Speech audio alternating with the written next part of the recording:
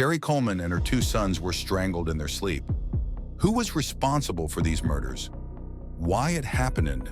If you don't believe in evil, I hope you will now, when you will come to know the reality that why this innocent woman and her children were murdered in their bed at night.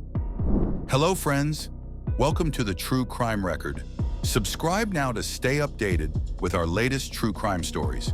Come find out as we explore this high-profile case. Today we will talk about the Coleman Family Murders.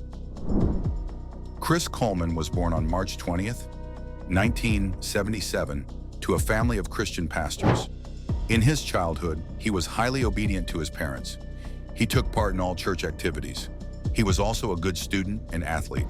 However, he was also known for being kind, sensitive, and introvert.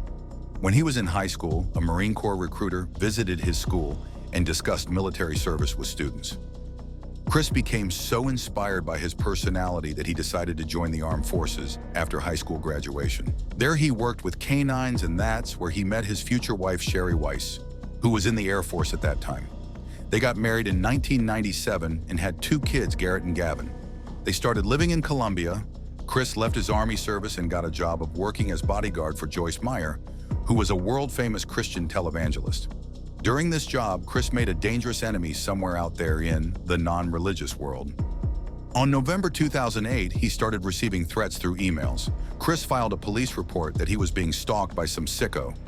Luckily, a detective sergeant just lived across the road, and he set up a camera in his house to keep a check.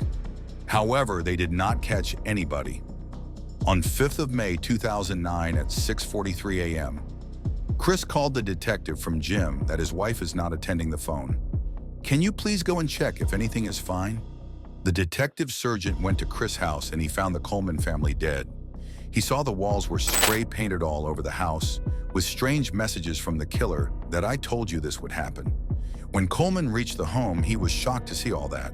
Police tore the place apart carefully to find any evidence. They also questioned Coleman, who told the police that he left the house at 5:40 a.m. in the morning for Jim, but police was able to tell that they had been murdered before Chris left the house, because when the police found the bodies, they were stiff cold. They were dead for a while. So the police brought this up to Chris. After the investigation, the police was quickly able to trace that the IP address of that hate-filled emails was of Chris's own house. Then they found a text message from Sherry's phone that she sent to her friend that Chris wants a divorce. She also told her friend that if something happened to her, Chris could be involved in it. Police found Chris's DNA under Sherry's fingernails and also found on Chris's credit card statement that he had purchased a can of spray paint a few months before. Police also found videos from his computer with a woman. Her name was Tara Linz. Chris was having an affair with her. Tara was the best friend of Sherry. She lived in the St. Petersburg, Florida.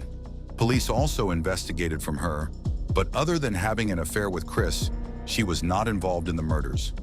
Chris was arrested on May 19th when the medical examiner confirmed that the family had been killed around 3 a.m., and Chris was at home at that time. The police waited so long because they wanted to make sure they had completed their investigation. Now police had immense evidences against Chris.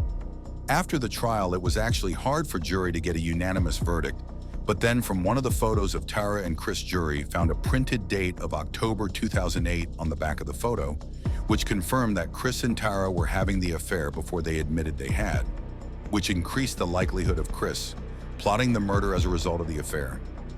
Jury sentenced him 3 life sentences and a verdict of never to be released. Even in prison, Chris proclaimed his innocence, but all of his appeals were rejected. So Chris Coleman will remain in prison for whole life. If you want to see more videos like this, please be sure to like and subscribe.